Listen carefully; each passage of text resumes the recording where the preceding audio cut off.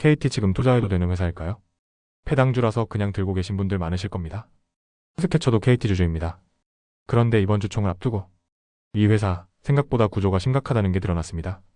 오늘은 단순 분석이 아니라 KT를 계속 들고 가도 되는지 투자자 관점에서 말씀드리겠습니다. KT 하면 딱 떠오르는 게 있죠. 바로 안정적인 배당주. 근데요, 지금 KT에 투자하는 건 좀 다른 문제입니다. 이건 이 회사의 사업 모델이나 미래 기술이 아니라 신뢰라는 아주 근본적인 가치에 투자하는 거나 마찬가지거든요. 오늘 이 투자 딜레마의 핵심을 한번 제대로 파헤쳐 보겠습니다. 오늘 우리가 나눌 이야기의 핵심은 바로 이 한 문장으로 요약됩니다.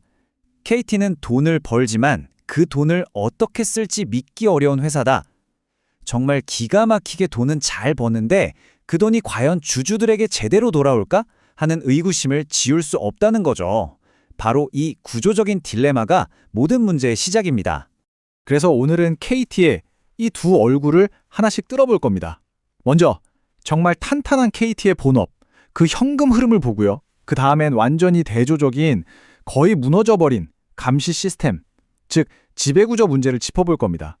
이사회 리스크가 구체적으로 뭔지 파헤쳐보고 마지막으로 투자자로서 우리는 뭘 파야 할지 그 결론을 내려보도록 하죠. 자, 그럼 먼저 KT의 좋은 점부터 보겠습니다. 우리가 왜 KT에 관심을 가져야 하는지 그 이유죠. 솔직히 말해서 KT의 사업 자체는 정말 강력합니다.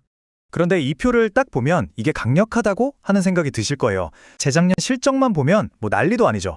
영업이익이 마이너스 51%, 순이익은 그냥 반토막이 났습니다. 이것만 보면 당장이라도 주식을 팔아야 할 것 같은 숫자입니다. 하지만 진짜 투자는 이 숫자 너머를 보는 거죠. 과연 이 실적 악화가 KT의 사업 펀더멘털이 무너졌다는 신호일까요? 결론부터 말씀드리면 전혀 아닙니다. 이 실적 쇼크의 범위는 바로 일회성 비용이었습니다. 대규모로 희망퇴직을 진행하면서 퇴직금이 한 번에 비용으로 잡힌 거예요. 그러니까 사업이 망가진 게 아니라 오히려 미래를 위해서 몸집을 가볍게 하는 과정에서 발생한 비용이라는 거죠. 이 그래프 하나면 모든 설명이 끝납니다. 그 일회성 비용이라는 착시 효과를 싹 걷어내고 나면 2025년 예상 영업이익이 무려 2조 4천억 원이 넘습니다. 200% 넘게 급반등한다는 전망이죠. 이게 바로 KT 본업의 진짜 실력, 진짜 현금 창출 능력입니다. 정리하자면 KT의 본업은 여전히 그리고 아주 막강합니다. 전 국민이 쓰는 통신 인프라는 그 자체로 마르지 않는 현금 창출 기계고요. 전국에 깔린 엄청난 부동산 자산도 무시할 수 없죠. 그러니까 사업만 놓고 보면 사실 크게 걱정할 게 없는 회사입니다. 자, 여기까지가 KT의 밝은 면입니다. 근데 이제부터가 진짜 문제예요. 이렇게 돈을 잘 버는 회사가 도대체 왜 시장에서 제대로 된 평가를 못 받을까요? 이제 KT의 어두운 면, 완전히 망가져버린 감시 시스템 이야기를 해보겠습니다. KT 이사회 구성을 보면요. 되게 특이해요. 사회이사, 그러니까 외부에서 온 감시자의 역할의 이사들이 무려 80%입니다. 회사 내부 사람보다 외부 사람이 압도적으로 많은 구조죠. 이론상으로는요. CEO가 맘대로 회사를 주무르는 걸 막을 수 있는 거의 완벽한 시스템이에요. 바로 여기서 근본적인 질문이 나옵니다. 아니, 감시하는 사람이 80%나 되는데 도대체 왜 KT에서는 지배구조 문제가 끊이질 않는 걸까요? 이건 시스템이 겉모습만 그럴싸하고 실제로는 전혀 작동하지 않고 있다는 아주 강력한 증거입니다. 그럼 지금부터 그 멀쩡해 보이던 감시 시스템이 구체적으로 어떻게 망가졌는지 이사회의 리스크의 실체를 하나하나 까보겠습니다. 첫 번째 사례, 조승아 이사입니다. 이분은 상법을 위반했어요. 이사로서 자격 미달이었던 거죠. 근데 진짜 문제는 자격도 없는 사람이 회사의 운명을 좌우할 CEO를 뽑는 과정에 참여했다는 겁니다. 회사의 가장 중요한 의사결정이 첫 단추부터 잘못 꿰어진 거죠. 두 번째, 윤종수 이사. 이분은 심지어 ESG 위원장이었어요. 기업의 투명한 지배구조를 책임져야 할 바로 그 사람이었죠. 근데 그런 분이 이사회 거버넌스에 문제가 많다, 이 한마디를 남기고 스스로 물러났습니다. 이건 뭐 감시탑을 지키던 파수꾼이 이 감시탑 무너지고 있어요 라고 외치면서 도망친 거나 다름없습니다. 그리고 가장 심각한 의혹이 바로 이승훈 이사를 둘러싸고 터졌습니다. 주주를 대신해서 경영진을 감시하라고 앉혀놨더니 오히려 자기 사람을 꽂아 넣으려 하고 특정 기업에 투자하라고 압력을 넣었다는 의혹이에요. 이건 그냥 실수가 아니라 주주에 대한 배신이고 사회이사라는 제도 자체를 뿌리부터 흔드는 정말 심각한 문제입니다. 이런 개별적인 사건들의 뿌리를 파고 들어가면 결국 이 셀프 연임 구조가 나옵니다. 사회이사들이 서로서로 연임을 밀어주면서 그들만의 리그를 만든 거예요. 일종의 카르텔이죠. 이러니 서로 감시하고 견제하는 기능이 제대로 돌아갈 리가 있겠습니까? 완전히 마비된 거죠. 여기서 우리가 정말 중요하게 봐야 할 건 KT의 리스크 종류가 바뀌었다는 점입니다.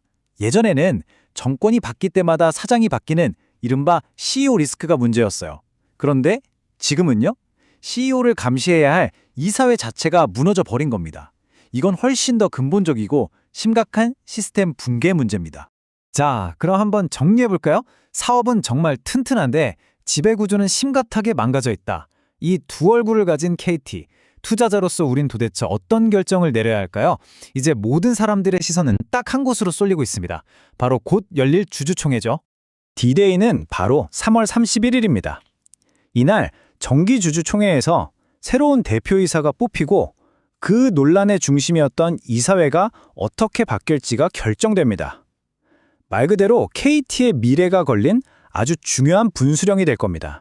그래서 우리 투자자들은 주총이 끝난 후에 딱 이 세 가지를 눈에 불을 켜고 지켜봐야 합니다.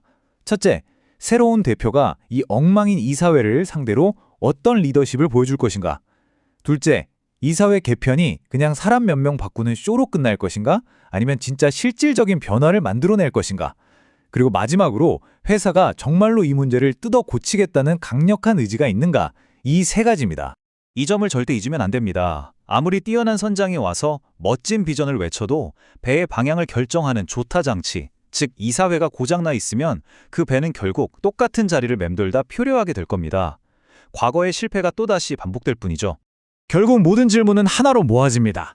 과연 KT는 이번 주주총회를 계기로 이 지긋지긋한 고질병을 끊어내고 투자자들의 신뢰를 다시 얻을 수 있을까요?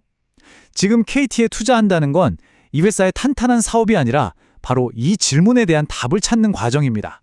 그리고 제 생각엔 그 답을 눈으로 확인하고 투자해도 절대 늦지 않습니다. 정리하겠습니다. KT는 돈을 못 버는 회사가 아닙니다.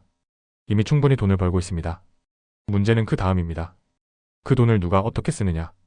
지금 KT는 좋은 사업을 가진 회사가 아니라 그 사업을 낭비할 수도 있는 구조에 있습니다. 그래서 이 종목은 지금 당장 사야 할 종목이 아니라 이번 주총 이후를 보고 판단해야 할 종목입니다.